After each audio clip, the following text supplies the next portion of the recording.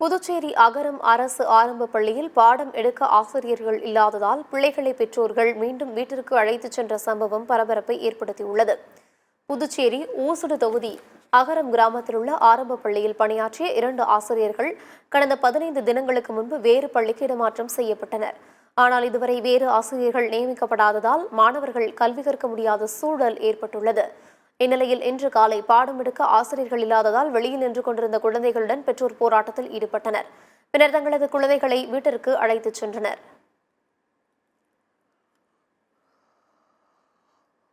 இங்க கோச்சிங் நல்லா இருக்குன்ற ஒரே காரணத்துக்காக தான் இந்த ஸ்கூல்ல நாங்க எங்க எல்லாருமே சேர்த்து இருக்கிறோம்.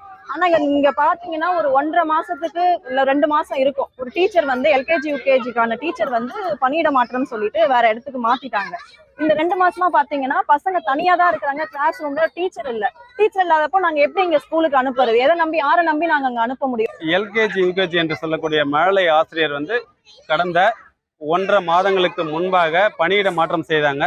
பணியிட மாற்றம் செய்த ஆசிரியர் இந்த மாதிரி ஒரு குறைஞ்சது 45 நாட்கள் ஆகியும் இன்னும் வர வேண்டிய வேறொரு ஆசிரியர் பள்ளிக்கு வராததுனால பெற்றோர்கள்லாம் ஒருங்கிணைந்து கல்வித்துறை இயக்குனர் திரு பிரியதர்ஷினி அவர்களை சந்தித்து முறையிட்டோம்.